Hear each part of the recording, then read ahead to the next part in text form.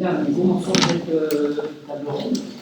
Comme je vous l'ai dit en introduction hier, c'est le moment d'échanger avec des. Je me regroupe derrière le vocable praticien, mais j'espère que ça vous va.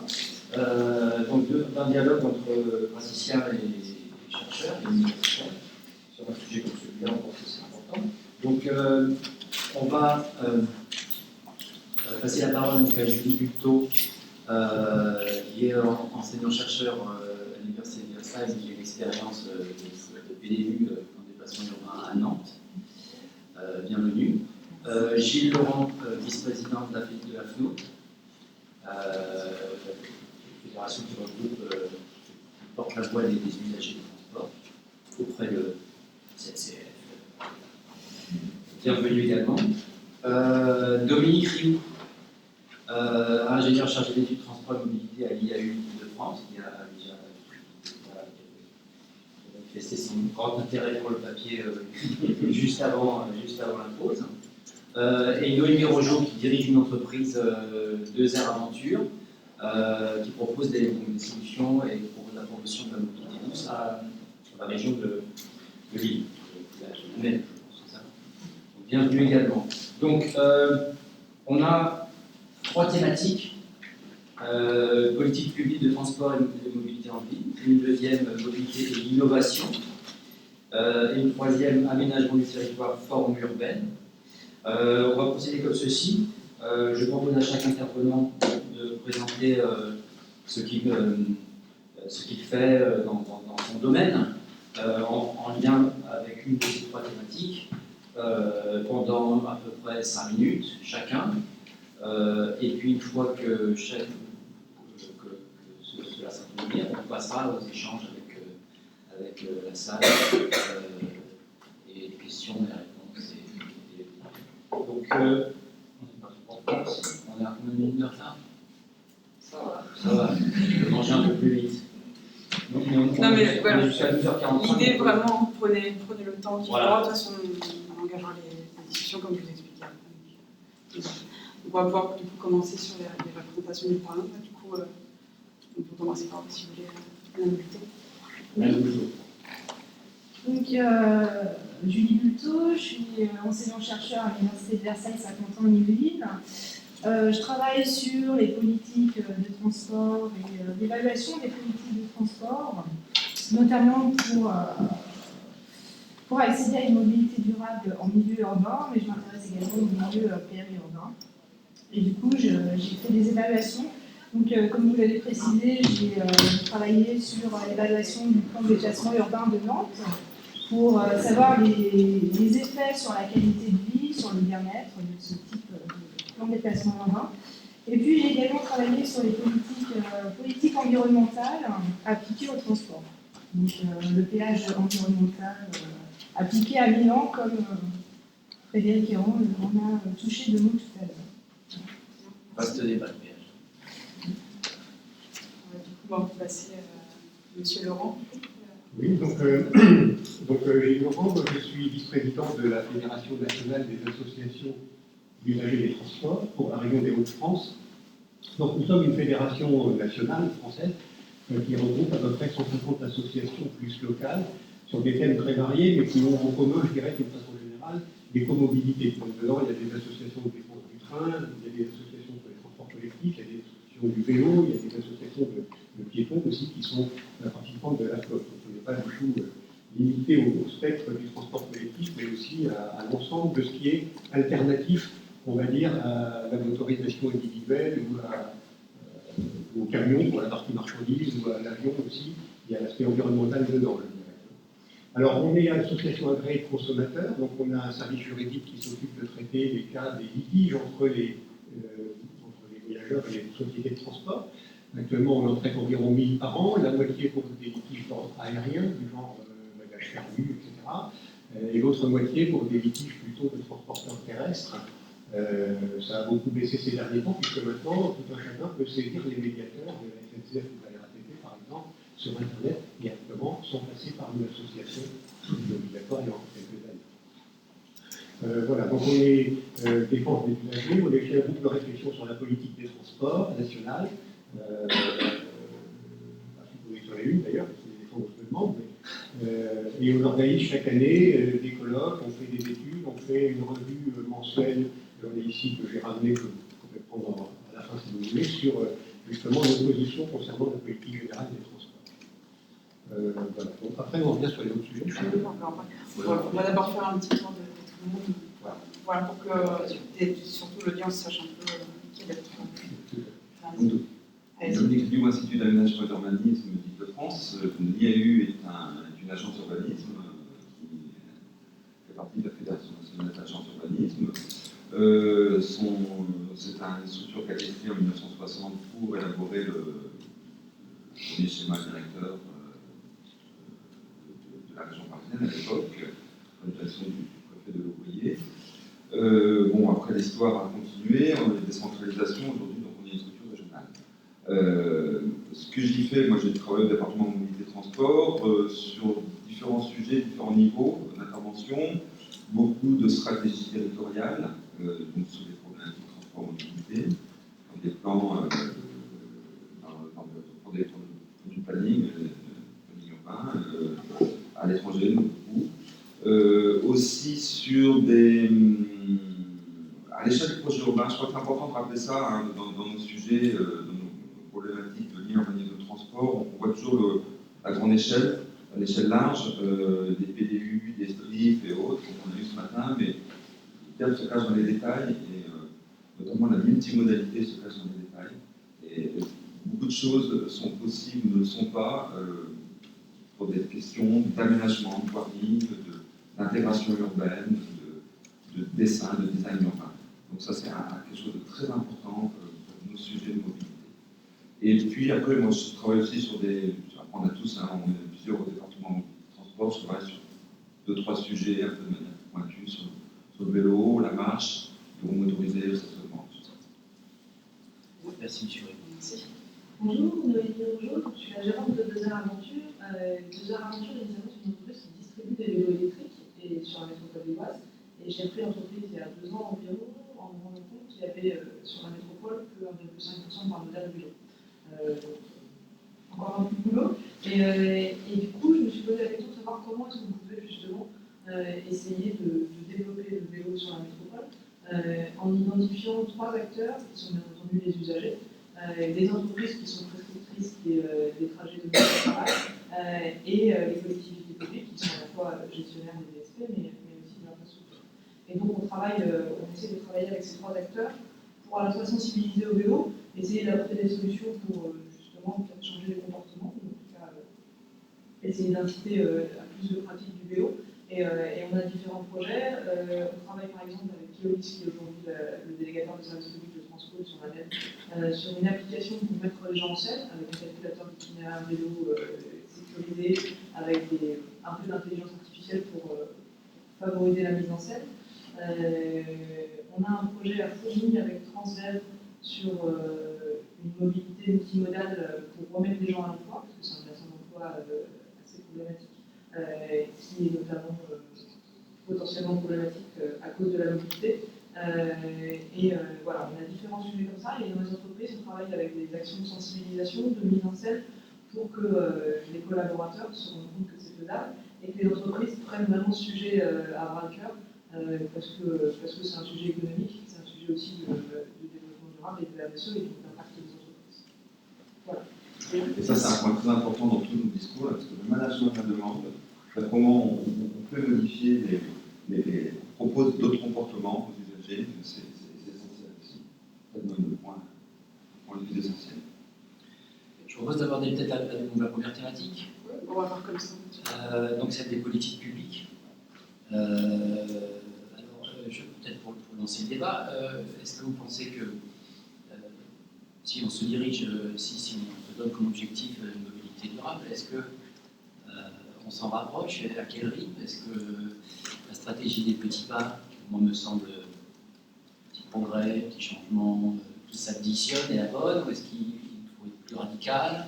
Est-ce que la décentralisation en France, est-ce qu'elle convient pour le problème de mobilité, la décentralisation en région, département, l'intercommunalité? Est-ce qu'on est à la bonne échelle pour gérer les problèmes de mobilité urbaine durable? Est-ce qu'on est à la moitié du chemin? Est-ce qu'on est encore au balbutiement des choses? Voilà, je propose de commencer par cela. Il n'y a pas de bout de chemin en fait.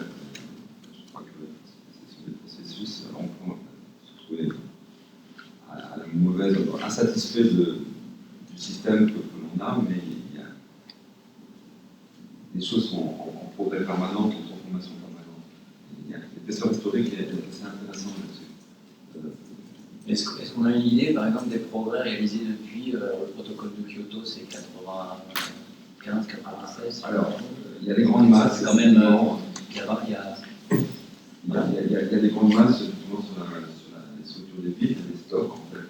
Et effectivement, sur le seul critère des gaz à effet de serre, pour l'instant, les grands progrès ont été faits au niveau de l'autorisation. Mais en tout cas, sur les kilomètres parcourus, on est moins de compte. Mais non, mais pas, je veux dire, c'est un processus. Et donc, politique des petits pas, effectivement, on s'aperçoit des modifications que dans la longueur. Si tant est qu'on a mis des politiques en place, parce que sinon, la politique en place, ça se passe. Attention, je ne veux pas dire que les choses se passent toutes seules. Et donc, pour répondre à votre question aussi, les politiques publiques, bien sûr, sont essentielles, et notamment quand elles se concrétisent par de réels aménagements, et non pas par simplement des discours. Alors, il y a un grand biais, l'annonce et la concrétisation et l'aménagement ou l'offre ou le service, parce qu'il y a beaucoup de services qui sont à mettre en avant et pas simplement des politiques d'infrastructure. Et voilà, donc, et du coup, pour répondre à votre première question, bien sûr, la décentralisation est majeure. L'État central ne peut pas tout.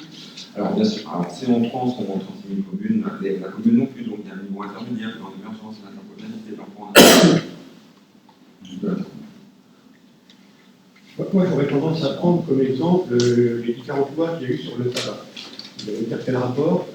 Moi, j'en vois deux. C'est que aujourd'hui, je pense pour beaucoup de personnes, la voiture, c'est un peu une drogue aussi. Ils payent de la voiture, donc ils prennent la voiture et ils ne vont pas essayer autre chose parce que c'est ça d'abord. D'une part, et puis d'autre part, on voit que pour faire avancer une politique, il faut bien sûr qu'il y ait une acceptation sociale derrière, mais il faut aussi une volonté de l'État d'aller dans cette direction-là. Et on voit que cette salle, si il y a 30 ans, on aurait eu un chinois. Je me souviens bien de cette période-là. On ne peut pas imaginer une réunion sans être enfumée dans le temps. Et aujourd'hui, c'est exactement l'inverse. Il y a un millier de personnes de fumer dans un lieu public ou dans une réunion en commun entre tous. Et je trouve que si on s'était limité à écouter tous les lobbies et puis le citoyen de base, on va dire, il y a 30 ans, on n'aurait pas avancé comme ça. On aurait dit, bah non, vous faites des fumeurs qui ont liberté de fumer, donc on ne va pas vous toucher, etc. Et je pense que vis-à-vis de la voiture, on est un peu dans cette optique-là. On commence à faire des choses, évidemment, mais c'est très inégal selon les territoires. Et je pense que, et la FNOC pense que par rapport aux enjeux, quand on a fait la COP21 à Paris, on a plein de grandes choses dans les principes, etc., c'est un succès diplomatique, d'accord, mais derrière, quelles applications concrètes? Qu'est-ce qu'on a en France aujourd'hui comme application concrète en matière de report modal sur le transport des marchandises, par exemple? Qu'est-ce qu'on a même comme application concrète, comme résultat? Je veux dire, il ne suffit pas de dire un beau discours, voilà, mais même dans nos villes, on citait l'exemple de Grenoble tout à l'heure qui fait des efforts, mais c'est une ville qui est à la pointe quelque part, et j'ai entendu quelqu'un dans la salle dire oui, c'est un peu radical, etc. Mais c'est pourtant ça qu'il faudrait faire. Et nous, on pense que dans les villes, notamment, il y a trois choses à développer. Et si on n'en fait qu'une seule des trois, ou deux des trois, ça ne marchera pas. Il faut une combinaison de développement de transport public et une combinaison de modes doux, ça c'est les deux premières choses, le vélo, la marche, etc. Mais il faut aussi restreindre la circulation de la voiture, parce que sinon, pourquoi ce sera de toute façon toujours plus simple de prendre sa voiture, garer en bas de chez soi, donc on a la certitude de savoir la garer là où on va, et qui au global ne coûte pas cher de kilomètres. Je parle des villes, je ne parle pas de Paris, là, je parle des villes moyennes, des villes, même des métropoles. Donc c'est toujours la solution de facilité. Ça ira toujours plus vite, ce sera toujours disponible à n'importe quelle heure, ce sera toujours, alors on va se casser la tête à savoir quelle correspondance, à quel endroit il faut aller, etc. C'est la solution simplicité. Donc je pense que ça restera comme ça. On pourra faire tous les investissements qu'on veut sur les transports publics, la voiture restera privilégiée, c'est sûr. Donc il faut en parallèle des mesures de restriction de l'usage de la voiture qui font que là, il y a un report modal de l'éducation. Pourtant, je vais réagir. Vous dites que la voiture sera toujours plus commode, plus facile, plus flexible. Elle est indispensable pour certains qui habitent dans des zones où il n'y a pas de marché, n'est pas envisageable pour le type de déplacement considéré, ou alors parce qu'il n'y a pas de transport en commun. Je pense que les voyageurs sont très hétérogènes quant à leur localisation, quant aux opportunités qu'ils ont de choisir un autre mode. Donc, en restreignant l'usage de la voiture, on touche un peu tout le monde de manière indistincte. Est-ce que c'est la bonne manière de faire? Est-ce qu'il n'y a pas... Il faut regarder les motifs et les destinations. C'est vrai que la problématique n'est pas la même dans le zone rurale, dans une grande ville, dans une petite ville, etc. Ça dépend des gens. Mais en plus, on a une vision de la voiture universelle. C'est vrai qu'on en a une. C'est pas mieux pour se déplacer. Franchement, c'est vrai. Mais sauf qu'on n'en a pas vraiment, en fait. Et on voit les taux de mobilisation qui sont parfois très élevés, mais cachent une misère sociale de des gens qui n'ont pas accès à la voiture. Et qui sont de toute façon bloqués dans leur mobilité. S'il n'y a pas d'autre alternative. Donc on a un problème aussi, non pas que dans une idée de report modal, mais aussi d'accessibilité, de mobilité. Ça va prendre en compte. Offrir de la mobilité, offrir l'accès à l'emploi. Et d'une part, et d'autre part, voiture, mode de transport universel, pourquoi pas, sauf que ça ne marche pas. Parce que, déjà, tout le monde ne peut pas en avoir une, et d'autre part, parce que nos structures urbaines, à partir du moment où elles s'identifient un peu, on quitte le village, on quitte la ville très peu dense, les structures urbaines ne permettent pas que tout le monde se déplace en voiture. Et encore plus, a posteriori, dans les métropoles, et encore plus dans les centres de métropole. Et ça, cette acceptation de cet état de fait, il faut bien l'avoir, et tant qu'on promeut un modèle mono-axé sur la voiture, on le fait au détriment des autres modes. Donc on va dans l'impasse de la mobilité. Et tous les sujets qu'on a vus ce matin, les travaux, montrent que les efforts qui sont faits, par exemple, en Ile-de-France sur le transport en commun, à quoi ils servent en fait? À maintenir, à un niveau pas terrible, hein, mais à maintenir au moins, je l'ai dit tout à l'heure, que ça ne se casse pas la gueule. Parce que c'est ça la risque en fait. Le système se casse la gueule. Et les transports en commun, Frédéric aurait appuyé ce que je veux dire, les transports en commun, ils ont eu la vertu première de permettre au système de mobilité automobile de se maintenir, en faisant qu'une partie de la demande sorte de la route et laisse les autres rouler tranquilles. Ça, c'est parce qu'on est dans un contexte de mobilité croissante. Non. Si, Non, si, de démographie, parce que la mobilité individuelle, elle est plutôt stable. Les kilomètres parcourus sont plus longs, les distances parcourues augmentent. Et Madame Bouton, pourquoi Frédéric Guérin était-il aussi sévère sur les plans de déplacement urbain? Moi, je vais rebondir sur parler de la restriction de l'usage de la voiture. Moi, j'ai travaillé sur les péages urbains et sur l'évaluation des péages urbains. Donc, celui de Londres qui est connu de congestion, celui de Stockholm, mais également celui de Milan, qui est un péage urbain environnemental, puisque c'est axé sur les voitures polluantes. Et puis, on a parlé de l'acceptabilité sociale. On a vu que ce péage, au bout d'un an, donc, il n'avait pas eu tous les effets souhaités. Enfin, il y a eu une diminution de particules fines. Il y a eu également des recettes engendrées pour les transports collectifs, donc qui étaient moins que c'était prévu. Mais du coup, après, on l'a voté. On a demandé à la population de voter ce péage urbain pour savoir s'ils étaient d'accord ou non.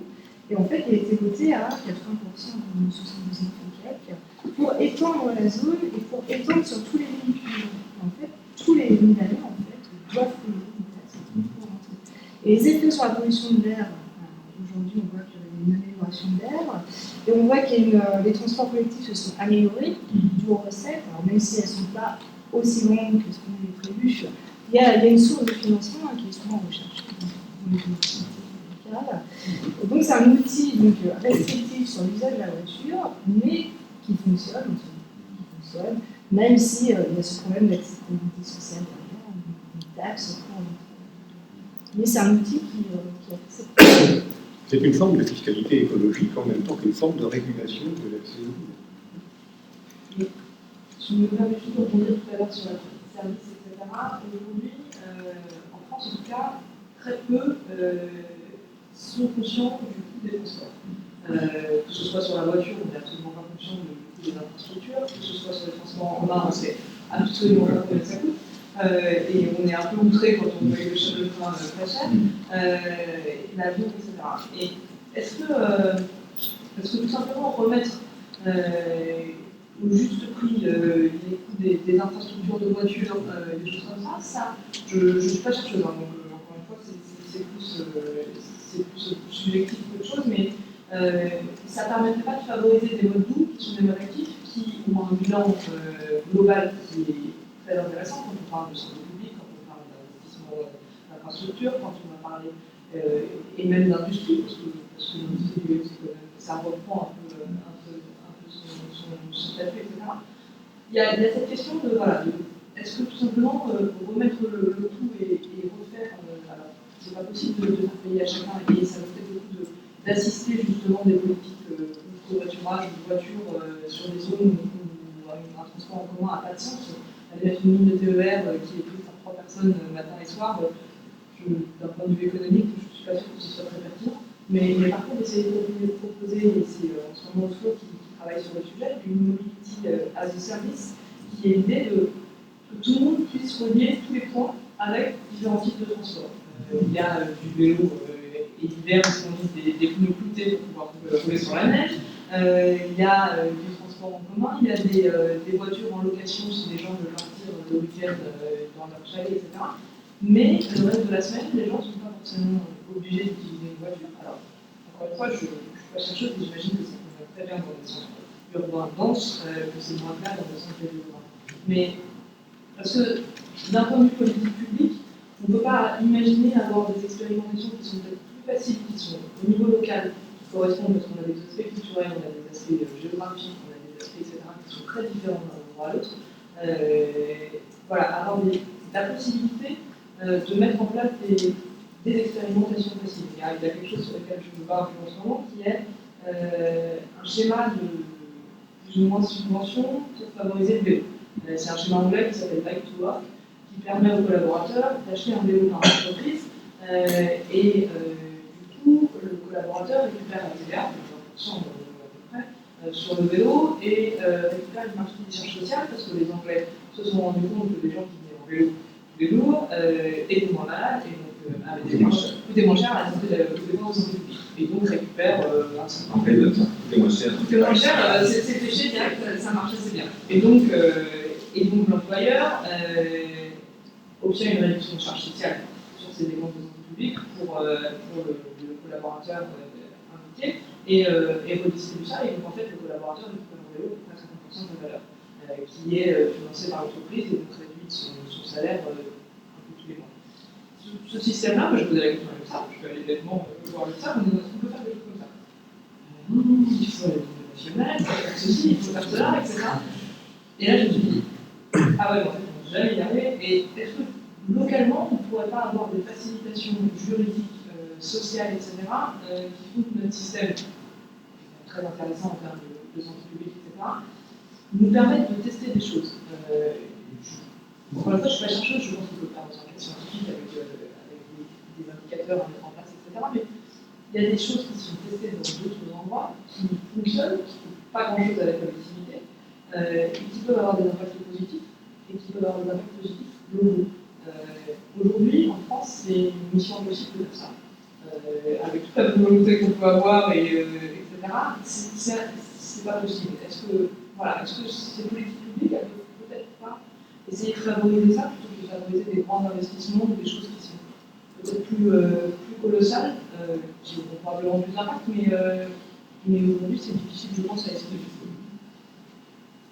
Ça fait penser à, je pense que ça s'appelle l'indemnité kilométrique vélo, que le gouvernement a mis en place, sauf pour les fonctionnaires. Non, c'est pas vrai, ça commence à... C'est pour ça que je parlais de petits pas, parce qu'on a l'impression qu'il y a en France une curiosité où l'État il a un discours écologique La mobilité durable, il met ça en place, c'était Ségolène Royal. La grande audace, ça a été d'exclure les fonctionnaires de dispositifs. C'est quand même assez. Et puis il y a un autre exemple, quand on a cherché à taxer les poids lourds avec la taxe officiellement qui s'appelle la contribution énergie-climat, mais tout le monde l'appelle la taxe carbone, on a eu les bonnets rouges, en otage surtout. Il y a un grand enjeu, parce qu'il y avait un problème social et politique particulier. Et le fond de l'histoire, c'est qu'on a un tissu industriel qui est en déshérence, qui a trouvé la bonne excuse pour trouver un bouc émissaire dans la surtaxe. Or, la messe en Bretagne, elle est claire, c'est-à-dire que les usines étaient déjà fermées. Ce n'est pas la taxe future taxe qui a fait fermer les usines. Ça a été pris, au contraire, pour, comme os s'arranger dans la contestation populaire. Et on l'a payé cher parce que, enfin, voilà, il y a eu détournement politique du truc. Bon, ça vous en êtes au courant. Mais bon, ça, je ferme la parenthèse. Voilà. Juste une remarque sur ces politiques de mobilité et de transport. Me semble-t-il, on regarde le problème que dans un sens. Celui, effectivement, de comment mieux bouger, être davantage mobile avec moins d'externalité en termes de mobilité. Et on se pose cette question parce qu'on a procédé à une redistribution de nos populations dans nos villes, vers nos banlieues, et bien au-delà, ce dont on parlait tout à l'heure. Est-ce qu'on ne peut pas aussi, et je voulais poser la question à lui tout à l'heure, mais de regarder aussi, enfin d'envisager d'autres solutions qui seraient une redistribution, cette fois-ci, de l'emploi, dans une perspective de reconnexion entre résidence et lieu de travail. Là, on aurait forcément une efficacité. Alors, ça oblige à changer les périmètres des documents d'urbanisme. Et ça oblige évidemment à repenser la métropolisation. Et à s'interroger sur le sens de cette claire et permanente métropolisation. Les documents d'urbanisme intègrent. Alors, sur la région parisienne. Non, mais dans tous les scots. Sur la région parisienne, c'est intégré, ça ne fonctionne pas toujours. Non, mais ce que je voulais dire, c'est que c'est intégré dans les documents d'urbanisme, qu'ils soient stratégiques ou d'occupation des sols. Mais après, les effets, enfin bon, il y a le marché, hein, de toute façon.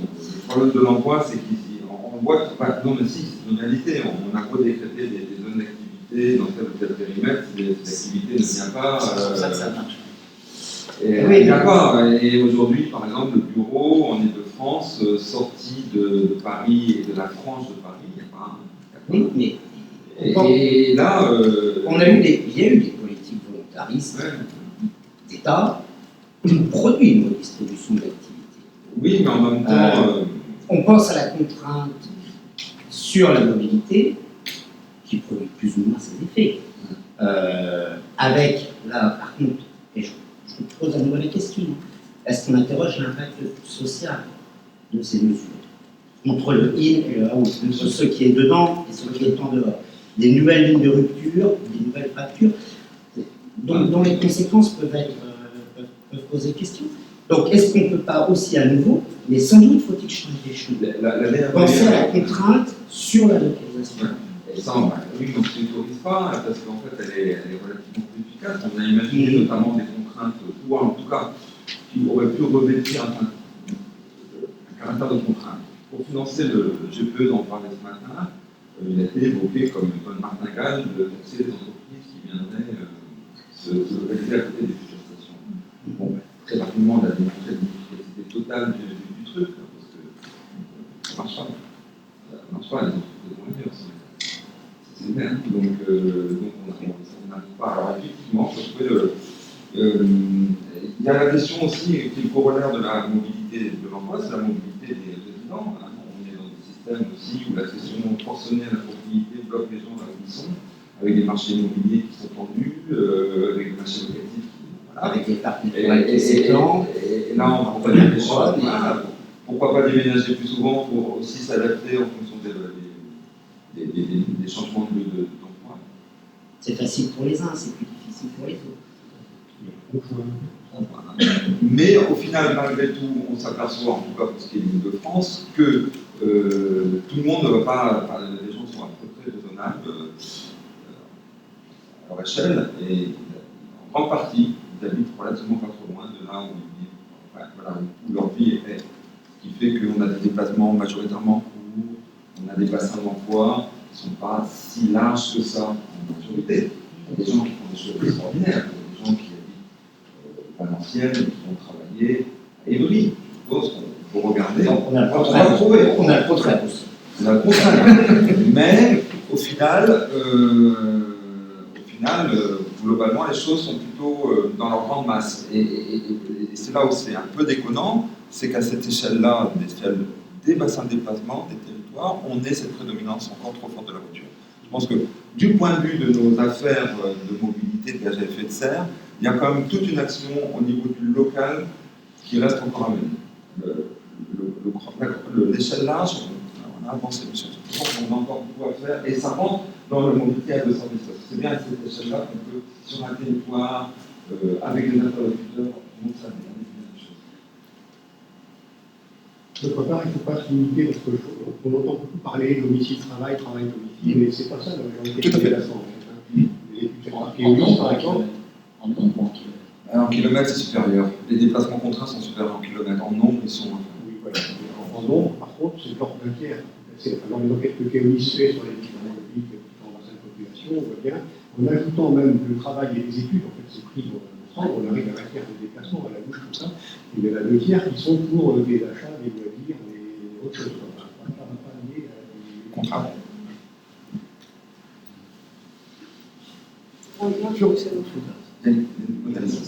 Oui, juste pour revenir sur la difficulté de mettre en œuvre en fait, des expérimentations au niveau local, moi ce qui me surprend, c'est que en fait, il y a plein d'initiatives privées. Là, par exemple, à Lille, il y a les Gobi Bikes qui sont développées. En fait, il y a On y venait, en fait, c'est c'est la transition.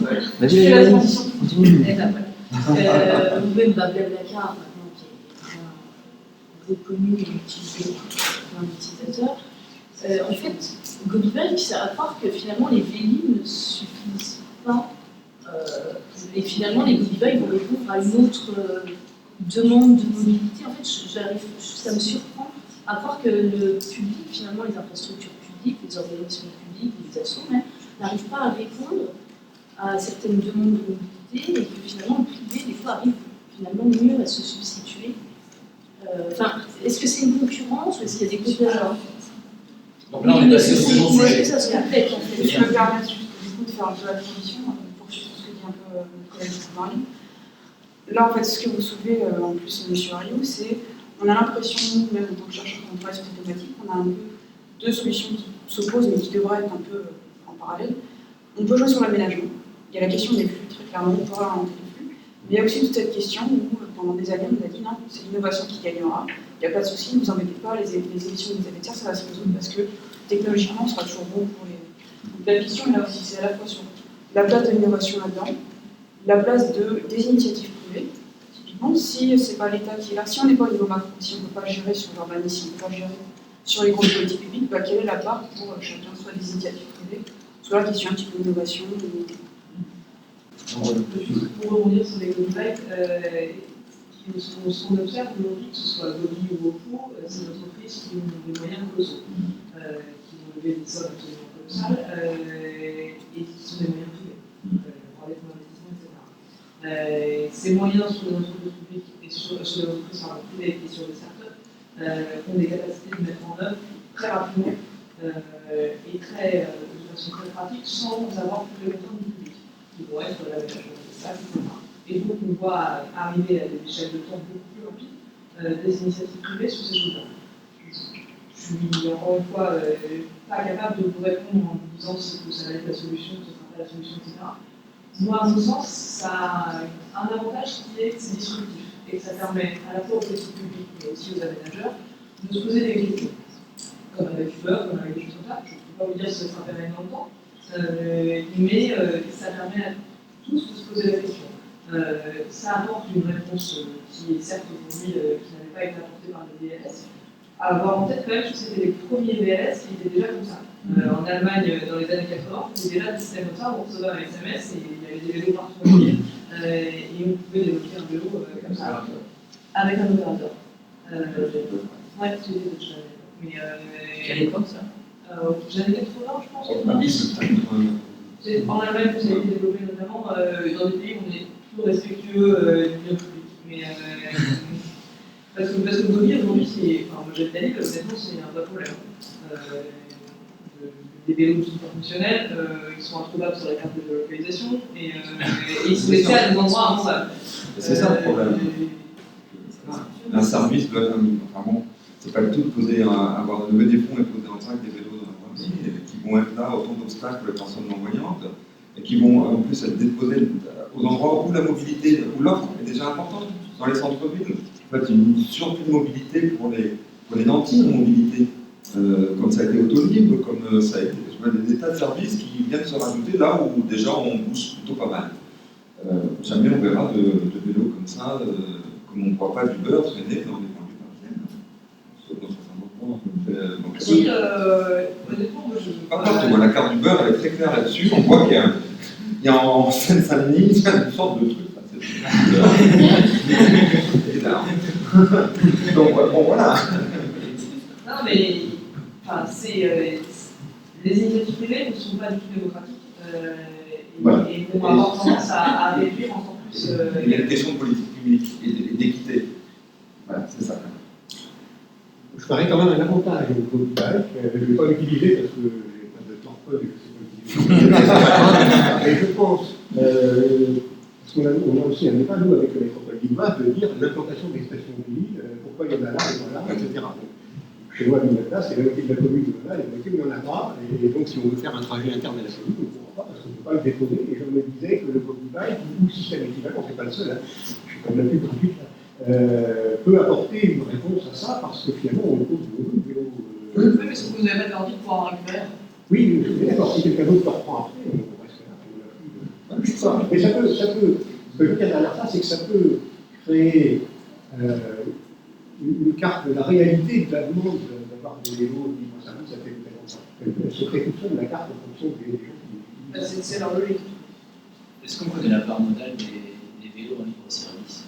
À Paris, c'est un Dans les déplacements en vélo, enfin, parmi tous les déplacements en vélo, il y a des choses. Le déplacement à vélo lié à Paris, c'est-à-dire avec une origine ou une destination dans la commune de Paris, on a un tiers de Sachant que Paris est une modèle sur les directions de VNS. et c'est la seule qui a ce niveau-là d'offre VNS, oui.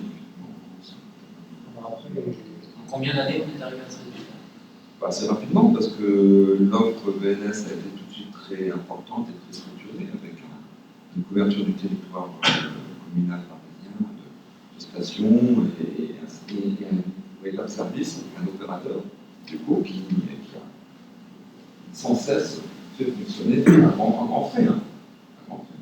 Voilà, et ça revient aussi au niveau des politiques publiques. Par bien sûr, Il faut savoir qu'un VNS, aujourd'hui, alors en moyenne, je crois que c'est le chiffre de l'année dernière, on fait 2500 € par vélo par an à la collectivité. Un VNS, façon de faux. Attendez, vous pourrez répéter, ça coûte? À la collectivité, alors par exemple sur la métropole lilloise, paye que 2500 € par vélo par an. À la société qui exploite Le modèle de coût. c'est une concession. Et c'est pour ça que ce move a repris la main à Paris, à changement d'opérateur, parce qu'ils ont promis des prix. Ils ont imaginé un cadenas qui leur permettait de réduire le nombre de dégradations du vol. Ouais. C'est la logique. Ils sont beaucoup moins chers. Donc finalement, le public et le privé ne marchent pas dans cette histoire de. Ah, mais toujours, le transport public est à combien de pourcents opéré par les privés? On peut même dire qu'aujourd'hui, SNCF est une entreprise privée, enfin, il n'y a plus que l'État, le public, le capital de l'État dans son. C'est logique.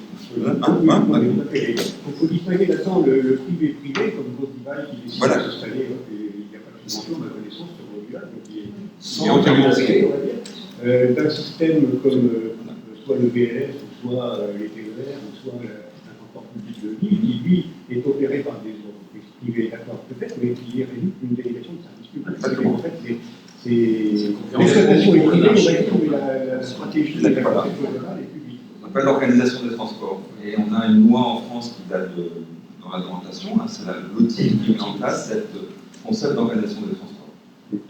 Sinon, c'est le bazar, en fait. Sinon, on a des lignes de bus qui sont en concurrence, on a ça un peu partout dans le monde, on a des taxis collectifs, on a des lignes de bus qui sont en concurrence et des chauffeurs qui se doutent sans cesse pour être les premiers comme ça que ça se passe. Le vrai transport public dans le monde, quand il est non régulé, c'est Mad Max. Vraiment. Hein. Donc, l'organisation des transports, ça a du sens.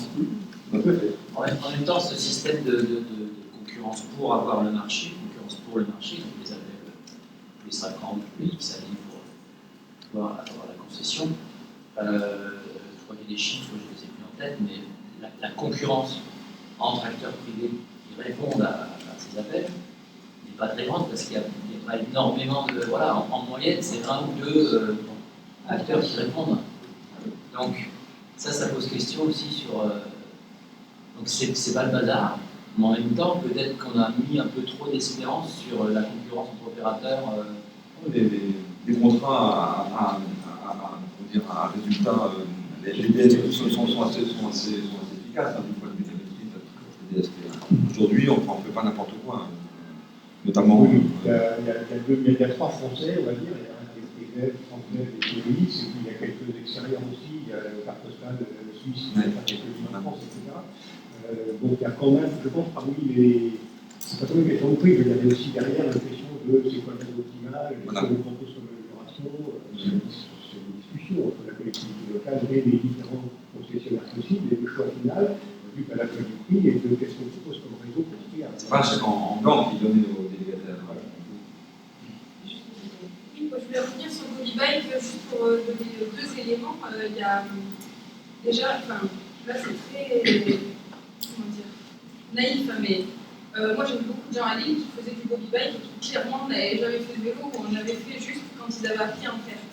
C'est-à-dire qu'ils circulent avec la selle beaucoup trop basse, ils ont plein de sacs, donc en fait ils n'avaient pas prévu de prendre un vélo possiblement parce que ça devient la solution au moment où ils sont en galère. Du coup, je me dis, c'est quand même, par exemple pour le Vélib ou quelque chose comme ça, il y a quand même un coup d'entrée qui est assez important d'apprendre à savoir comment ça fonctionne, etc., qui n'a pas l'air d'être le cas pour Gobi Bike, où c'est plus fluide, l'apprentissage, la mise en selle en fait. Donc il y a un vrai avantage là-dessus. Et je reviens sur l'idée qui a été évoquée que le privé, c'est forcément pas démocratique. Je suis pas tout à fait d'accord avec, parce que nous, en travaillant sur une commune du périurbain, dans le bassin minier, là, à Los-Angeles, c'est une idée qui fait rêver les gens, le Gobi Bike, parce qu'ils savent que la mairie ou la Comcom n'aura jamais les moyens d'investir dans des bornes de Vélib, du VLS. Et donc, j'imaginais moi transporter avec une équipe d'étudiants, ou j'en sais rien, une flotte de Gobi Bike à Los Angeles, en disant, en fait, c'est fluide et ça paraît possible. Alors, c'est peut-être naïf, je ne sais pas si l'application se désactive quand on arrive sur un territoire où le réseau Internet n'est pas tout à fait celui de Lille, mais il faudrait voir, quoi. Nous, on est dans l'expérimentation, donc c'est un truc qui me branchait, et les habitants étaient très demandeurs. Il suffirait d'une trentaine de Gobi Bike à Los Angeles. On ne pourrait pas du tout implanter des bornes, parce que c'est une ville qui est très très étalée, avec une très forte densité, mais en grappe ou en archipel. Donc on ne peut pas trop imaginer des bornes. Et donc du coup, les Gobi Bike peuvent être une solution qui paraît fluide, on n'a pas besoin de demander à quelqu'un de le faire en fait, et c'est ça qui est... Et donc du coup, il y a une appropriation citoyenne qui peut être beaucoup plus fluide aussi. Vous sentez que votre rente suffise Que Vous sentez que votre rente suffise, parce que votre territoire a l'air peut-être de taille, mais il est suffisamment grand, peut-être pas 30 vélos. Donc, à un moment donné, le vélo, il faut qu'il même dans votre petite ville, il faut qu'il soit là quand vous en avez besoin. Oui, mais ça peut servir à remettre en scène les gens, en fait. C'est ça que je voulais dire aussi. Mais il peut y avoir une politique publique qui n'est pas forcément coûteuse, qui est de l'allocation nouvelle. Ça peut être aussi des écoles. Oui, mais c'est une politique publique, et donc il faut passer par... c'est pas très stimulant, c'est pas compliqué. Là, toute une commune, même modeste, peut avoir un budget pour financer son vélo. Mais ça veut dire trouver une réunion. Alors moi, le maire de Los Angeles, par exemple, je sais qu'il est disponible le 14 janvier, on a galéré pour avoir ce rendez-vous, on en aura probablement un 3 mois après. Les Gobi Bike, on peut les prendre demain et les acheminer à Los Angeles. Demain, on teste le truc. Peut-être ça marche pas. Si ça marche pas, ils viendront les chercher.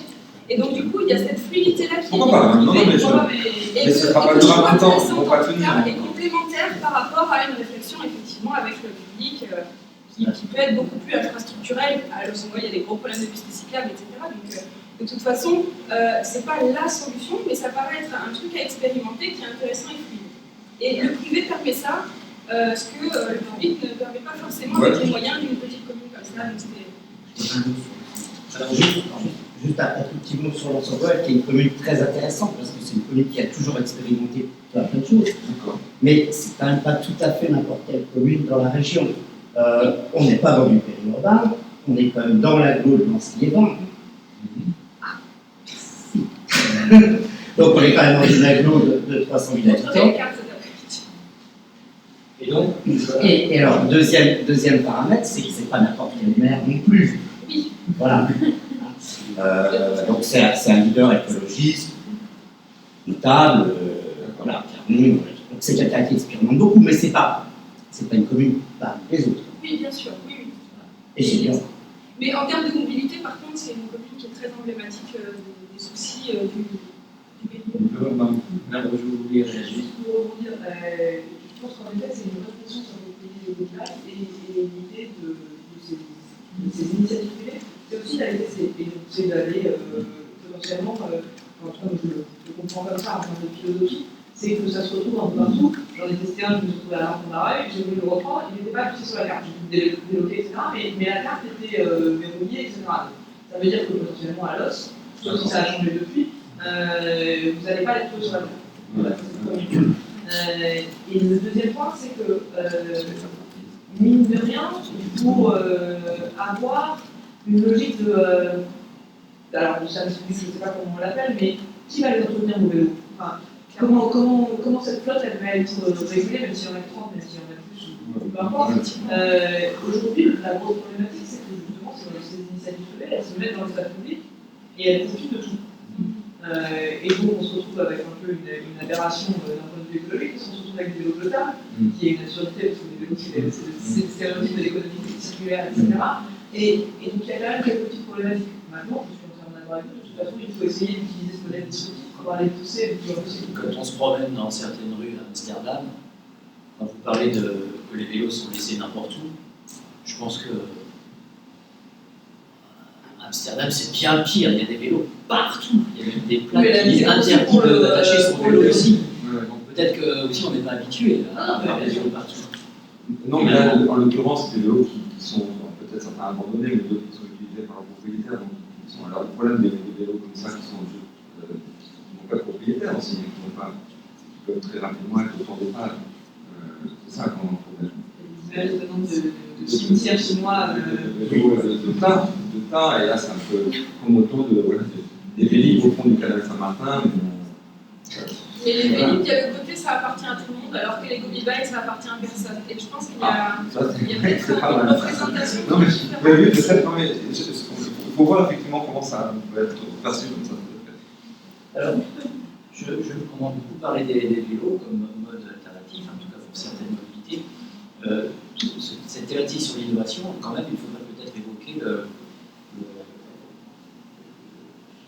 l'innovation technologique des voitures, dans la production, dans la technologie qui sont incorporées dans les voitures, et le Dieselgate.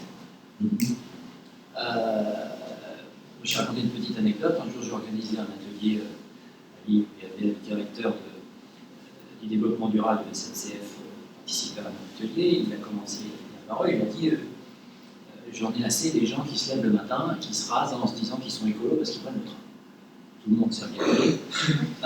Parce qu'en fait, le train, contrairement à ce qu'on croit, c'est polluant. Et donc, on était tous un peu estomaqués.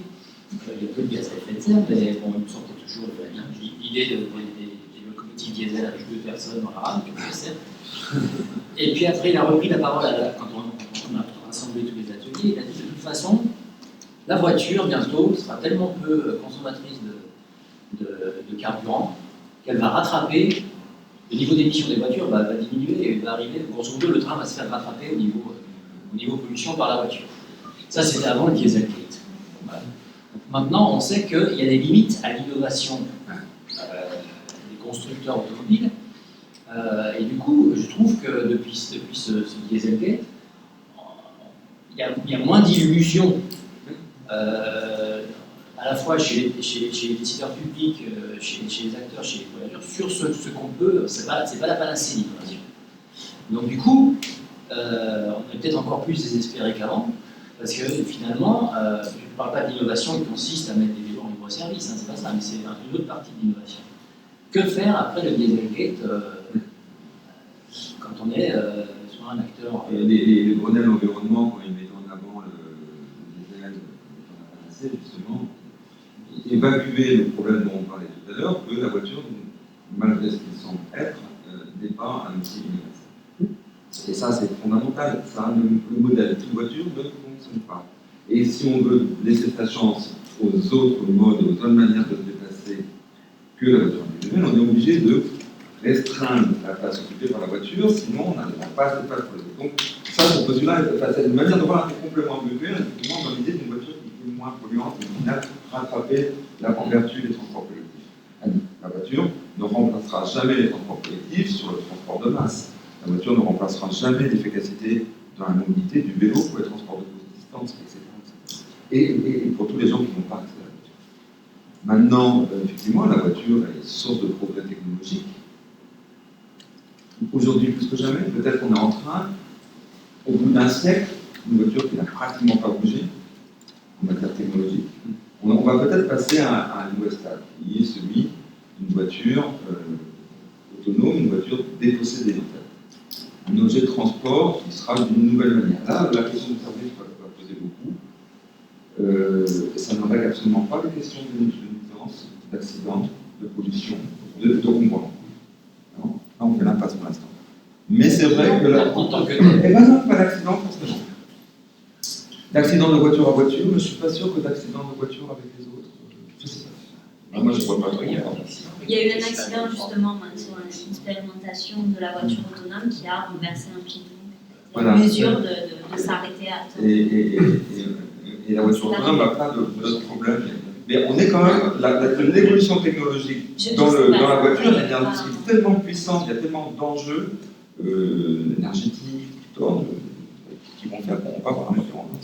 Nous, on pense qu'en matière de mobilité électrique, puisque c'était un des sujets de l'innovation, là, se justifie dans deux cas, c'est-à-dire le vélo à assistance électrique, parce que je dirais que les besoins en consommation en matière première pour les batteries, etc., sont de la dimension du vélo, donc ce n'est pas quand même des quantités colossales, et ça facilite l'usage du vélo.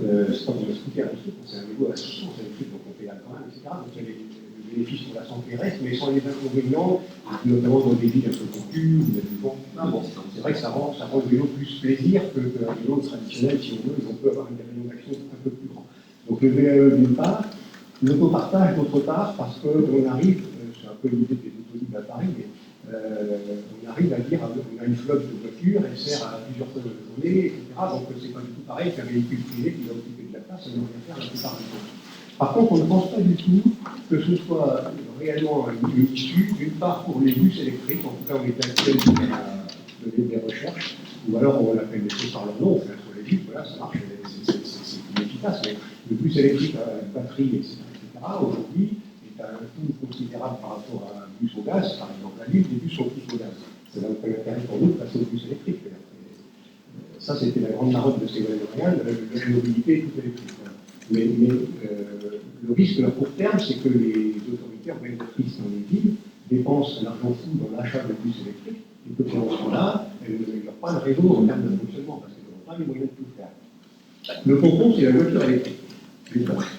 Le pompon, c'est la voiture électrique parce que ça, évidemment, les constructeurs nous vendent ça comme la voiture citadine par excellence. Alors, avant ça, la voiture citadine, c'était la Clinico, maintenant, c'est la voiture électrique. Et nous, on dit, la voiture citadine, c'est quelque chose qui ne marche pas. C'est une association de mots qui est un contresens évident, c'est que dans les villes, c'est pas fait pour être peuplé de voitures, c'est fait pour être peuplé d'habitants.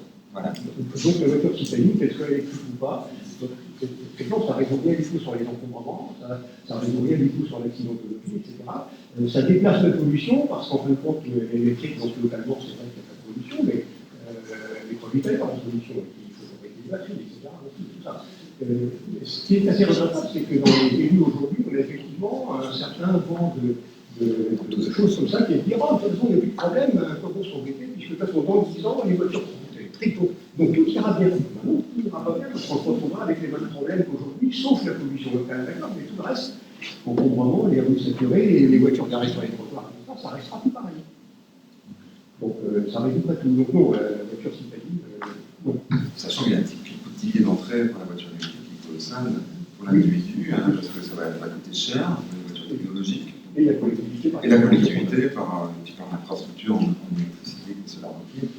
C'est qu'on ne peut pas faire fonctionner les voitures, il faut toute une infrastructure à mettre en place. Et là, Peut-être est-ce parce qu'on n'envisage que en ville, mais en fait, une voiture autonome électrique pourrait très bien faire le premier kilomètre jusqu'à un moyen de transport en commun, mais parfois en milieu rural, Si on parle d'un plutôt qu'en milieu urbain. est-ce que c'est utile d'aller en voiture hein? Si on parle d'un kilomètre. Si on parle de 15 Mais tout dépend des caractéristiques de la personne. Une personne âgée n'a pas nécessairement la faculté de marcher jusqu'à la Mais voilà, mais Il paraît que le nombre de mètres à partir duquel on bascule vers la voiture, c'est 150 mètres. Si on est à plus de 150 mètres d'un arrêt de bus, hop, on prend la voiture. Quoi. Donc, les gens sont extrêmement peu enclins à marcher pour aller prendre un transport en commun. Mais quand on peut le faire à l'opposé, dans des milieux urbains denses, on peut faire jusqu'à 1 km pour aller chercher une voiture en stationnement. C'est rare. La voiture, elle est arrêtée au trottoir. Non, mais dans des milieux un peu difficiles. On peut aller, c'est ce qu'il y a de mieux. Voilà. Il y avait une question. C'est vrai, la question de la mobilité. Jérémy. Les bus électriques, vous parlez, il me semble, la RATP avait annoncé au début, en 2025, une flotte de bus à 80% électrique et 20% biogaz élevé, mais il semblerait que ça va s'inverser. Ce sera 80% biogaz et 20% C'est un principe de réalité. Voilà, c'est difficulté des constructeurs à fournir des véhicules électriques. Enfin, il me semble qu'ils fournissent des bus Bolloré, mais il semblerait qu'il y ait quelques difficultés à les faire marcher. La technologie est. Ça n'empêche pas qu'il y ait des recherches sur le sujet, d'accord, mais de là à dire pour 2025, je crois que les gens, 2025, on aura tout transformé, là, on n'y croit pas trop. Renault fait marche arrière sur son tout électrique aussi. Enfin, du point de vue des solutions industrielles, ils ont vu que c'était pas encore ce coup-ci. Ça va être quand même la 5e fois qu'on nous annonce l'avènement de la voiture électrique. Hein. Il y a eu les années 20, puis après dans les années 40, la guerre, c'est compliqué. Après, on a été dans les 50, on n'a peut-être pas beaucoup parlé, mais en 70, on en a mis à fond. Les années 90, on était à fond voiture électrique. En 2010. On va peut-être passer à la question à Nicolas, si tu veux. Nicolas, peut-être. Et sinon, du coup, la transition sera toute faite avec. Parce que finalement, on est en train de parler des infrastructures voitures. Du coup, la dernière question qu'on avait, dernière question, pour faire petit, parce qu'il fallait quand même se limiter à un temps en termes de table, c'était cette question justement sur la relation qu'il peut y avoir entre l'aménagement, puis les flux que ça va créer derrière, et en fait, quel est le levier qu'on va avoir là-dessus. Et donc, notamment pour illustrer ça, donc on avait parlé avec vous avant, on avait justement le palais de justice qui vient d'être créé sur Paris. Alors, la photo qui représente bien les choses, c'est qu'il y a le palais de justice et juste devant le périph'. Alors, avec la grosse problématique, c'est qu'on a le palais de justice, donc forcément, qui dit palais de justice dit zone d'emploi, dit des populations qui vont être amenées, parce qu'on va créer des nouveaux besoins, donc des flux de déplacement. Comment on s'y déplace?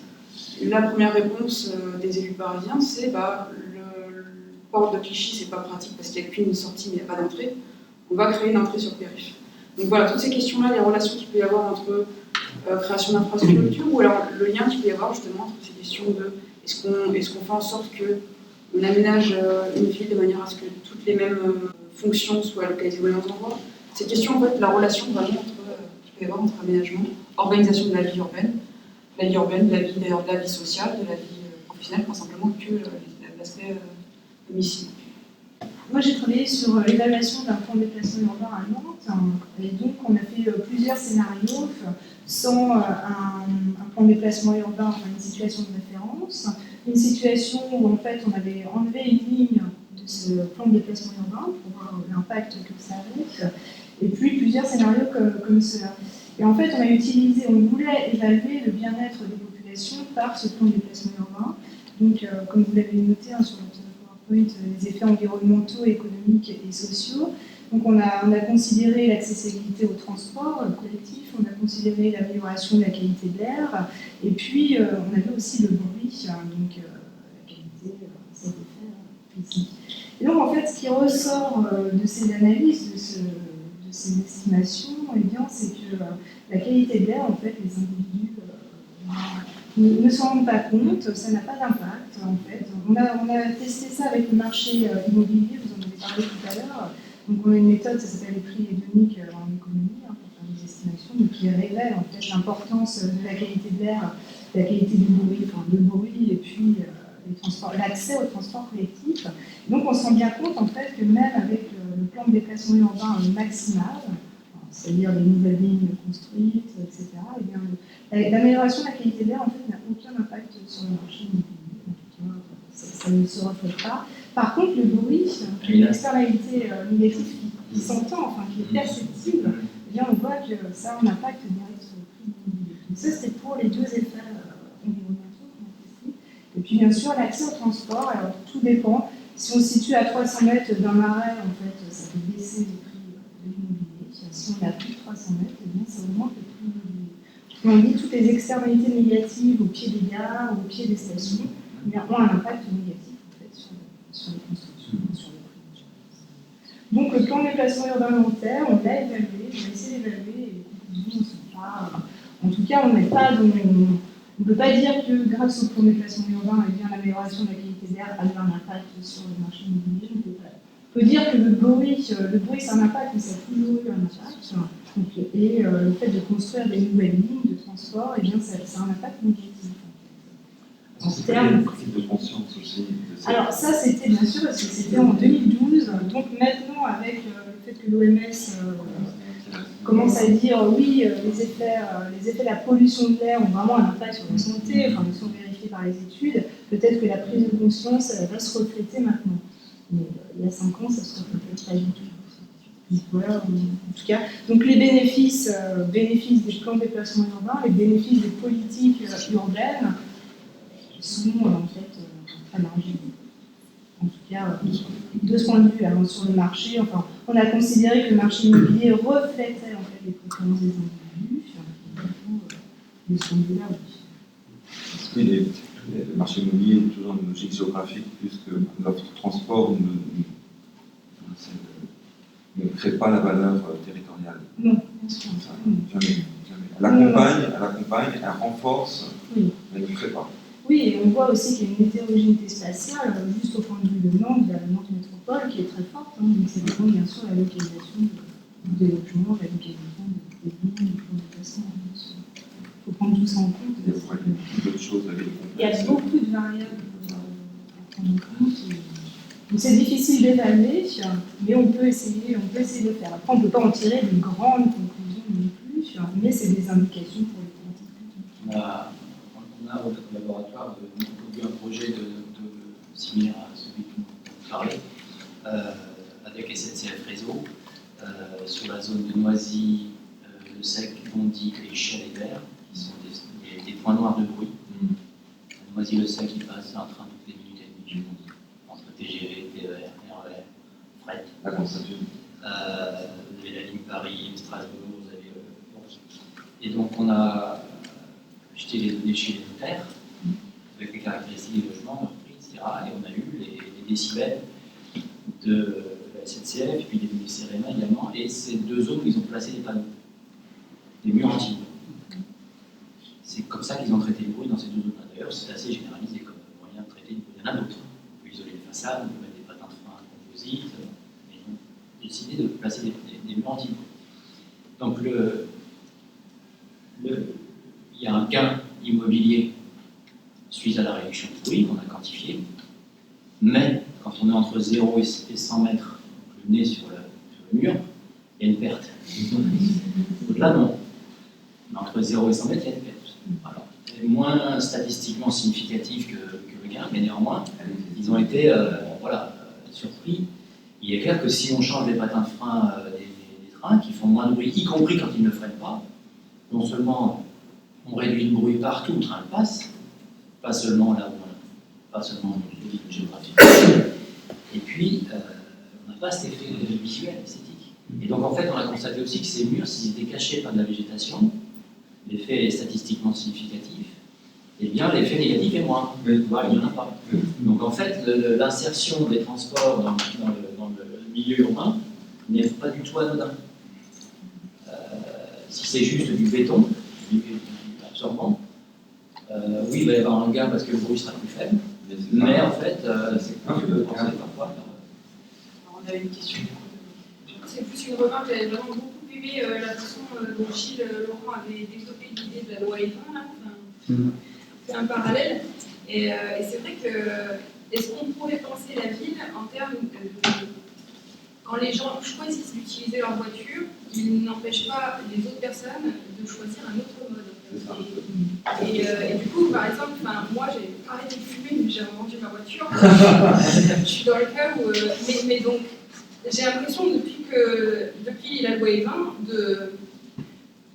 il y a une culpabilité par rapport à la clope qui a disparu, qui est celle d'empêcher ceux qui veulent respirer un air sain de le faire. C'est-à-dire que j'ai envie de me droguer, je le fais, je ne l'impose pas aux autres. Et je crois que ce qui est gênant par rapport à... Il y a beaucoup de gens qui disent qu'ils ne font pas de vélo parce qu'ils ont l'impression de se prendre les pots d'échappement des gens qui font de la bagnole. C'est complètement faux. Hein. Oui.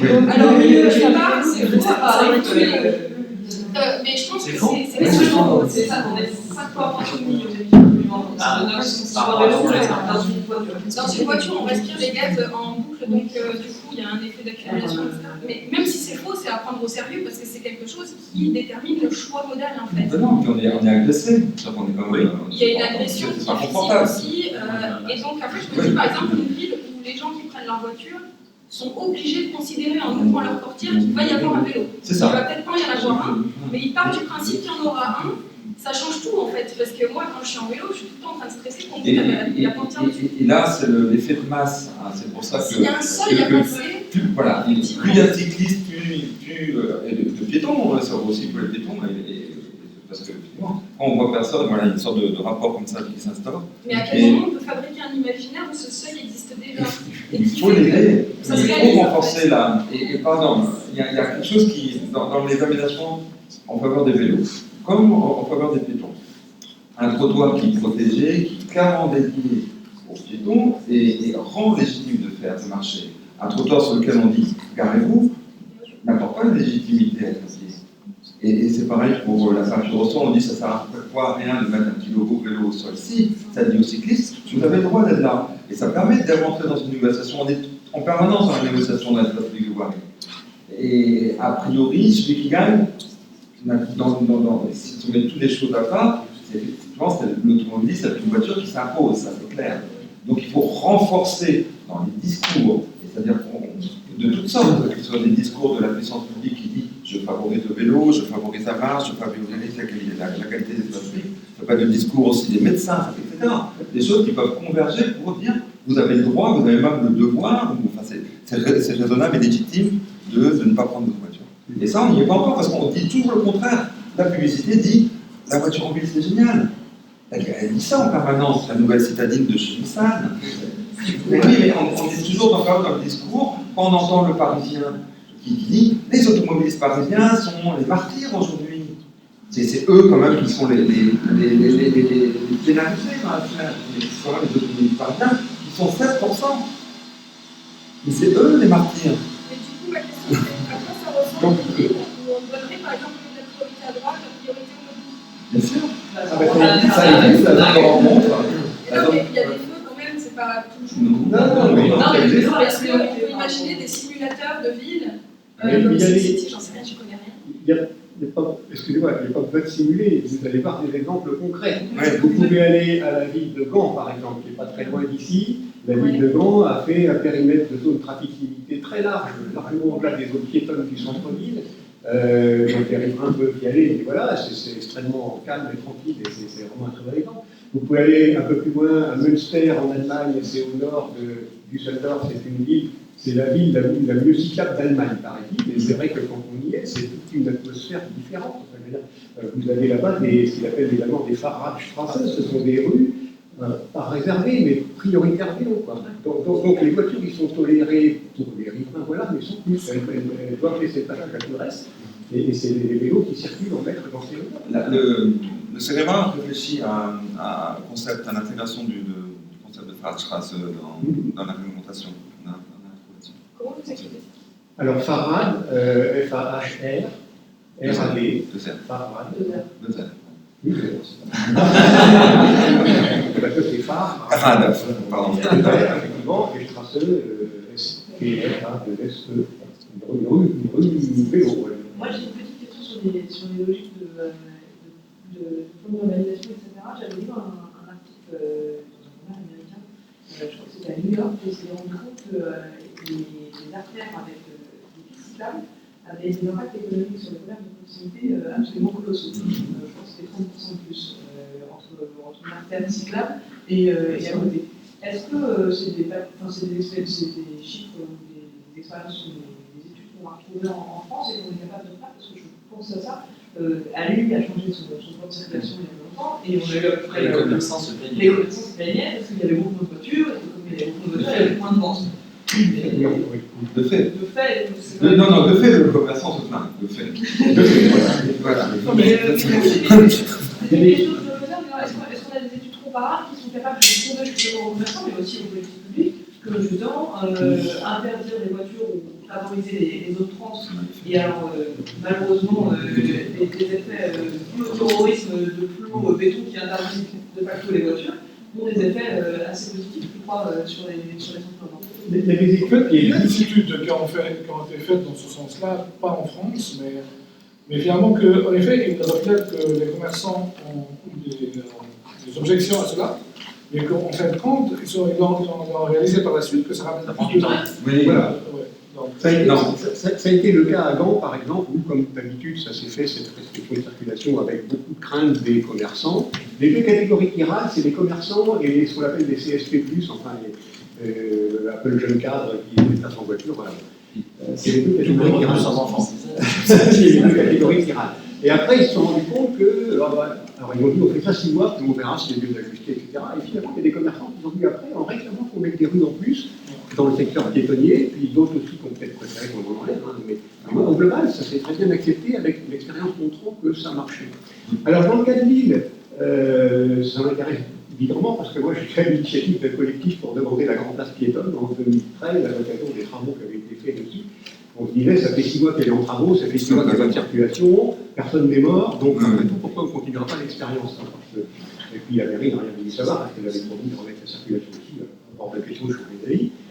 Donc on maintient cette idée-là, et donc ce plan de circulation qui vient d'être mis en place, c'est très très bien, parce que ça permet, du point de vue, de régler à peu près 80% de la circulation dans le centre de ville, tout simplement, en supprimant le transit. C'est-à-dire que ça n'empêche pas les gens de venir au centre de l'île en voiture faire des courses s'ils veulent, mais ça empêche ceux qui veulent les traverser. J'ajouterais que les GPS, de ce point de vue-là, c'est un peu une calamité, parce que si vous faisiez un trajet de Lambersart à la gare d'Yverdon, par exemple, le GPS vous disait de passer par la grande place, même si vous n'aviez rien à y faire. Donc ça, c'était mortel. Donc l'idée de la ville de Lille de faire des boucles d'accès au centre, mais qui ne traversent pas, ça nous paraît une bonne idée dans une étape de transition vers la piétonisation du centre-ville. Ouais, ça c'est le deuxième volet. Alors, derrière ça rame. Alors évidemment, c'est très utile parce que moi je m'attendais à ce que ça rame au mois de septembre. Ça a été mis en place en août il y a un an, et en septembre, ça s'est plutôt bien passé. Par contre, en novembre-décembre, il y a eu plein d'encombrements, etc., etc. Donc tout de suite, les commerçants sont montés au créneau, le plan de circulation, etc. Sauf qu'ils oublient que c'est comme ça chaque année. C'était pas du tout nouveau avec le plan de circulation. Tous les ans, il y a en novembre et décembre, donc plein de gens qui ne savent pas faire leur course autrement qu'en bagnole et qui viennent rencontrer le centre de ville avec ça. Donc c'est pas une preuve. Et après qu'il y ait des commerces qui ont des difficultés, il y en a partout, des commerces qui ont des difficultés, j'aurais même tendance à dire qu'il y en a même plus dans les villes moyennes où il y a pourtant l'accès de la voiture presque comme on veut, que dans les grandes villes où l'accès de la voiture est plus réglementé. Alors là-dessus, il y a une étude qui existe en France, qui a été faite par Anne-Fort, qui est disponible pour le compte du CEREMA de Sergio à l'époque, qui est disponible sur le CEREMA, Anne-Fort, FERE, qui détaille assez précisément les avantages à la piétonisation vis-à-vis du commerce. Des observatoires, notamment liés à la mise en place des tramways à Nantes, à Bordeaux, etc., ont montré qu'effectivement, il y avait des impacts dans toute modification. C'est pas neutre quand on change l'usage d'une rue. Sauf que les commerces qui disparaissaient étaient souvent des commerces qui allaient disparaître. De toute façon. Et puis, l'activité commerçante d'une ville, elle se gère aussi. Aujourd'hui, moi j'étais en visite à Mulhouse il y a peu, on a fait un parcours en centre-ville avec le manager commerce de Mulhouse. Et c'est étonnant le travail qu'il a fait. Alors déjà, il y a eu un gros investissement en faveur du confort piéton du centre-ville, avec des zones piétonnes, mais aussi des rues sur lesquelles les trottoirs ont été retravaillés, énergie, tout ce qu'il faut. Et un manager, c'est pas que ça, donc c'est pas encore une fois l'offre transport qui fait, c'est qu'on a travaillé avec les commerçants. On a été voir les propriétaires de fonds de commerce, etc., etc. Et au bout de 5-10 ans maintenant, c'est un des centres-villes remarquables du point de vue de l'attractivité. Alors, bien sûr, ils ont les Valois à côté qui arrivent avec leur leur dollar suisse, ça facilite. Mais malgré tout, il y a une politique du commerce aussi qui est maintenant. Et si on laisse le commerçant seul face à il a du mal. Le commerçant a du mal à sortir de son environnement immédiat. Et pourquoi il dit que les automobilistes sont essentiels pour eux? C'est parce qu'eux-mêmes sont automobilistes, la place de stationnement qu'ils vont chez eux, elle est pour eux. Et puis entre eux, celui qui va râler en arrivant dans le commerce, c'est pas le piéton qui est arrivé sans problème. Il va dire ah, c'est scandaleux. Par contre, l'automobiliste qui a mis 20 minutes pour se garer avant d'entrer dans le commerce, il va dire ah, c'est scandaleux. Moi, je voulais ajouter qu'en général, quand on fait une analyse coût-avantage, en économie, c'est ce qu'on fait, elles sont faites sur le court terme. Or, c'est des mesures qui sont pour le long terme, pour changer la structure de la ville. Et donc, les impacts environnementaux ne sont absolument pas pris en compte quand on fait ce type d'analyse coût-avantage. Les impacts sur le commerce non plus. Donc, il faut se méfier, comme une analyse qui a été faite pour les voies sur berge, la fermeture des voies sur berge. C'est bien, vous en parlez, mais... Faire une analyse aujourd'hui, ça n'a pas de sens. Et puis là, on a mis en avant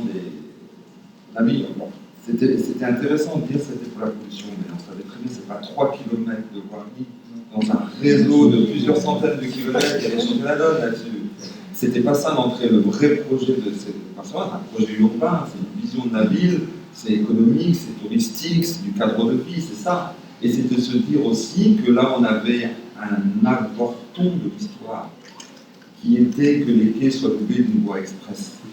Parce que ce projet-là, il n'était pas que sur les quais, il était sur les principaux grands axes de Paris. Il y avait toute une trame de voies rapides qui était prévue, couverture du canal Saint-Martin, transformation en voie rapide des boulevards, des grands boulevards, etc., etc. On avait une rocade autoroutière intérieure au périph' de prévu. Enfin, c'était colossal.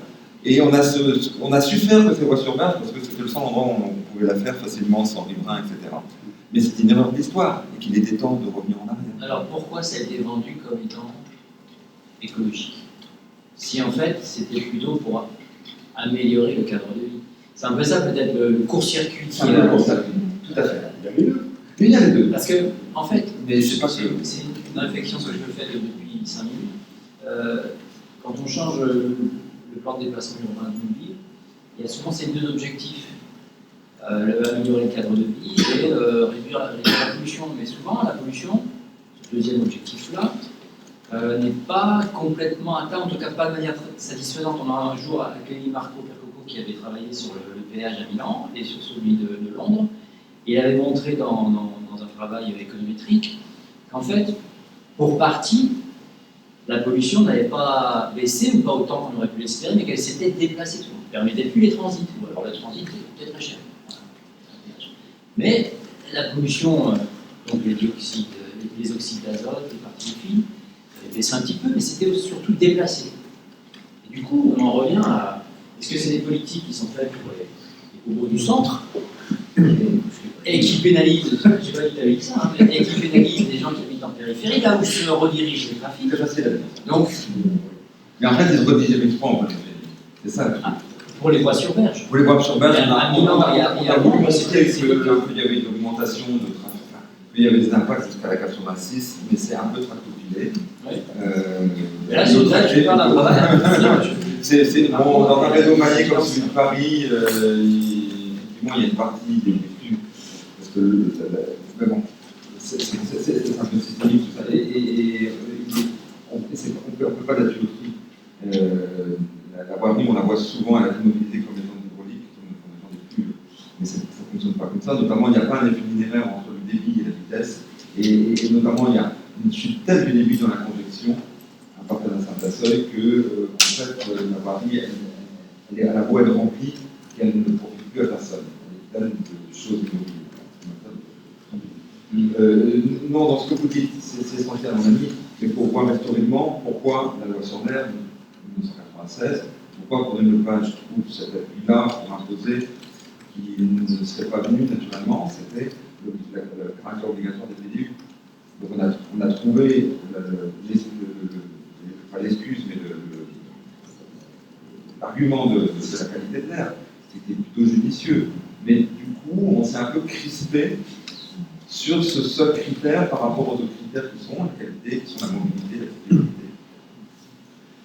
Il y a une notion qui est apparue en même temps que les voies sur berge réduites en termes de circulation, c'est l'évaporation du trafic automobile. Et ça, c'est un truc auquel je crois tout à fait, c'est-à-dire que si on restreint les capacités de stationnement ou de passage des voitures, il y en a une partie qui vont passer plus loin autour, effectivement, mais il y en a aussi qui vont ne plus passer parce qu'ils vont trouver un autre moyen de faire le trajet. Et ça, c'est vraiment clair partout. Et je pense que dans le cas de Paris, c'est vraiment l'exemple typique, parce que les gens qui sont sur les voies sur berge à Paris, vous avez notamment des gens qui habitent à Nogent-sur-Marne et qui vont bosser à la Défense, et qui traversent Paris avec leur bagnole. Ces gens-là, évidemment, ils sont montés au créneau avec leurs élus locaux, de droite en général, contre la Hidalgo, en disant ouais, on nous empêche de passer dans Paris, on ne peut plus aller bosser, etc. Ces gens-là, ils ont le RER chez eux, le RER A qui fait une ligne directe de Nogent-sur-Marne jusqu'à la Défense, hein, et qui fonctionne. Enfin, il est très d'accord. Non, mais d'accord, mais il a été amélioré récemment, puisque maintenant c'est des rames à 2 niveaux qui sont au-dessus, alors avant c'était des rames à un seul niveau, donc il y a eu des augmentations de capacité. C'est pas bien dire que d'un côté, on bloque les valeurs de Sagnol qui peuvent se rouler, mais qu'on ne fait rien à côté. C'est pas toujours vrai dans le cadre de la voie standard, donc ça c'est pas vrai. Donc c'est un mauvais choix. Et puis le taux d'utilisation des TC pour aller à la Défense est super majoritaire. Ceux qui utilisent leur voiture pour aller à la Défense sont très peu nombreux, les parkings sont vides à la Défense. C'est tellement si peu accessible en voiture que les parkings sont vides. Alors, on est dans le centre de l'Île-de-France, dans le cœur de l'agglomération, dans une situation où on a des parkings vides parce qu'on n'y arrive plus. Ce qui est rare, hein, parce que généralement c'est le parking qui fait l'attractivité de la voiture. Et en tout cas, pour cette affaire des voies sur berge, juste sur le multimodal et sur les échelons de l'énergie, il y a quand même là le problème de la consommation d'espace. Vous avez indiqué tout à l'heure, la voiture non plus en intra-urbain, mais autour des gares. Ce qui pose des problèmes sérieux en Île-de-France, mais dans la région aussi. C'est-à-dire qu'on a, pour parler de la seule région, on a des gens qui travaillent sur l'île, on a une mobilité régionale importante, qui pourraient aspirer à cette multimodale, qui peuvent en être découragés par la difficulté de poser la voiture à proximité du transport collectif. Mais l'idée que la vertu est dans le rabattement de voitures sur les gares est fausse, parce que structurellement, la capacité d'accueil d'une gare de véhicules est très limitée. Donc tout l'enjeu par rapport à une gare, ça crée encore. Non, ça ne peut pas changer. Ça ne peut pas changer. Parce qu'on arrive à des espaces. Parce que il y a pas de parking. Il y a des parkings. Voilà, les parkings sont plus chers. La voirie qui accède aux gares, souvent des gares de centre-ville, la voirie a d'autres usages que de faire des flots de voitures qui vont vers la gare. Donc, si les gares doivent accueillir un minimum un peu de parking, parce qu'on en a besoin, l'enjeu pour le rabattement sur les gares est de renforcer la marche en premier, le vélo en second et le transport collectif. Et c'est comme ça qu'on amène les gens au réseau structurant. On aura quand même des millions de personnes. Non, en Ile-de-France, on a 110 000 places de stationnement auprès des gares, on a à peu près 130 000 qui se rabattent en voiture. C'est pratiquement rien dans la mobilité quotidienne et c'est un effort colossal. Si on avait mis l'argent qu'on en a mis dans la construction de parking autour des gares pour construire des pistes cyclables qui rabattent sur ces gares, on aurait eu un autre effet bien plus structurant, peut-être 20 ou 30 fois plus structurant sur l'action du transport en commun. Et on aurait fait des économies sur les bus. Marion. Et on conclut à Je reviens un peu en arrière quand vous parliez des villes du Gand ou Amsterdam qui sont très cyclables, très piétonnes. Ça vient de quoi en fait? Est-ce que c'est historique, culturel? Est-ce qu'il y a eu des contraintes? Et encore plus, je me demandais est-ce qu'il y a des profils de villes dans leur organisation spatiale qui sont plus propices à des mobilités douces ou à des transports collectifs que, par exemple, je sais pas, par exemple, on dit à Lille, il y a un nouveau plan de transport urbain, on dit que la mobilité douce est à la mode, mais finalement, à Lille, il y a toujours ces grands axes. S'il n'y a pas de circulation, c'est un peu super vite. À vélo, c'est un enfer. Sur les trottoirs, c'est un enfer, il n'y a pas assez de place pour se garer. Donc, est-ce qu'il y a des profils, des organisations, des morphologies urbaines, presque, en fait, qui sont plus propices à la mobilité douce, en fait, et à changer les habitudes des gens? Ou est-ce que c'est... Non, Amsterdam, c'est un enfer dans les années 70. Voilà. Oui, alors, c'est très récent. Cette transition, comment c'est fait? La culture, elle a 20 ans, elle a 30 ans. Voilà. Mais il faut du temps. Il faut du temps. Et entre 1995 où le vélo a disparu de Paris et aujourd'hui, on voit déjà la différence. Mais c'est des incitations petit à petit ou est-ce qu'il y a eu des contraintes? C'est ça? Puis moi, peut-être juste avant de donner la parole, il y a justement, sans faire le procès de la voiture pour l'instant, il y a un exemple qui est assez intéressant, c'est celui de Zurich, où ils ont voulu avoir un effet un petit peu participatif, voir avec la population. Ils voulaient essayer de ne plus avoir de voitures dans cette ville. Leur demander à chaque fois, les personnes qui prenaient leur automobile, qu'est-ce qu'ils vont faire? Première réponse, bah voilà, le transport en commun, ça me convient pas. On faisait des efforts en transport en commun. Deuxième réponse, moi ça ne me convient pas, il faudrait que je puisse garer ma voiture. On a fait les efforts, etc. À chaque fois que l'automobiliste répondait qu'il y avait quelque chose qui n'allait pas, on faisait l'effort, on consentait à l'effort. On s'est aperçu qu'en fait ça a vraiment changé la répartition modale. À partir du moment où on s'est dit on va arrêter d'écouter les automobilistes, on va faire une vraie, alors pour le coup, c'est la voiture, on va faire une vraie politique. On va pénaliser l'automobiliste, c'est-à-dire que vous venez, le stationnement en ville pour venir en ville, il va être payant. Le déplacement sur la voiture, ça va être payant. Et à partir de là, maintenant on est au cas de Zurich. C'est là que ça a commencé réellement à avoir une répartition modale. Avec dans une première partie, forcément, la réaction des personnes qui directement étaient touchées, qui représentaient une masse de personnes, mais qui sur le long terme aujourd'hui s'analysent. Je pense qu'aujourd'hui, on vient refaire les mêmes types de sondages. Ça s'est peut-être équilibré, ça ne veut pas dire qu'il n'y a plus de voiture, mais simplement les personnes qui étaient vraiment captives de leur voiture peuvent continuer aujourd'hui à utiliser leur voiture parce que, et il n'y a plus les personnes qui l'utilisaient pour, on va appeler ça de manière un peu plus. Encore une fois, c'est péché, mais de manière plus obscatrice. Oui, après, c'est ça. Après, socialement, on va dire que c'est injuste et sous prétexte que tout le monde ait accès finalement au même mode. Et ben, on va peut-être pas le faire parce que. Après, on peut trouver un système qui ne soit pas financier. On parlait du péage urbain tout à l'heure, on peut très bien faire c'est pas le bon terme, mais une limitation d'accès urbain sur le critère, soit vous êtes habitant du secteur, soit votre travail est là, ou soit avec des critères qui ne sont pas financiers. Ça s'appelle un rationnement. Ça peut être de l'aménagement aussi. Quand on dit que c'est injuste, vous avez matinée, ça a été précisé aussi, de toute manière, les personnes, il y a plein de gens qui n'ont pas accès de toute manière à la voiture. Oui. Donc, c'est aussi leur donner la chance. Voilà, est-ce que, non, mais dans ce côté-là, est-ce que aussi privilégier le développement des transports en commun, etc., ça permet aussi à ces personnes qui n'ont pas accès. De toute manière, pour eux, rien que la promotion de l'automobile est injuste. Oui, mais justement, je pense que d'informer peut-être sur qui a accès à l'automobile, qui a accès au transport en commun, informer peut-être mieux sur les prix, en fait, le réel coût en fait, de chaque mode de transport, permettrait d'accepter peut-être limiterait les faux arguments, c'est injuste par exemple. Mais après, vous avez plein de lobbies qui n'ont pas du tout envie qu'on connaisse le vrai coût de l'automobile. Et il y a un principe de réalité qui va s'imposer, qui s'impose déjà, c'est la capacité que nos collectivités ont d'entretenir les routes. Aujourd'hui, on est face à un problème qui, pour l'instant, pas dévoilé, qui est qu'on ne sait plus faire. Donc, on n'a plus les budgets d'entretien, et donc on est là-dessus. Bon, il y aura des arbitrages économiques qui seront faits forts sur ces choses-là. Le problème après, c'est que le mauvais état de la voirie, il sera beaucoup plus ressenti par les cyclistes et par les piétons éventuellement, qui ne résolvent pas les problèmes de couture, etc. Alors, pour dire, il n'y a pas de ville qui soit. Il y a des villes qui sont, bien sûr, la ville américaine, la ville des longues distances, etc. Mais même là, les Américains montrent aujourd'hui qu'ils sont capables de ressaisir la question de la marche et du vélo. Souvent, un déplacement à pied, il n'est pas possible parce qu'il y a une coupure. Donc c'est aussi, plus que l'infrastructure dans sa longueur, c'est la question des coupures urbaines et comment on les traite. C'est pas forcément beaucoup d'argent. Il y a beaucoup encore une fois, le jalonnement à la signalétique qui permet de donner un minimum de contrôle de légitimité à faire. Bien, on va devoir... Juste un petit mot. Juste pour rebondir sur cette question un petit peu justice sociale, justice spatiale.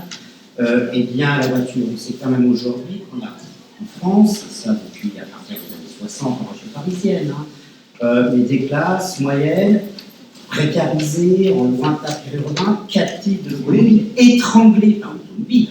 Ce sont les premiers à être étranglés par l'automobile. Ouais. Oui. Ouais.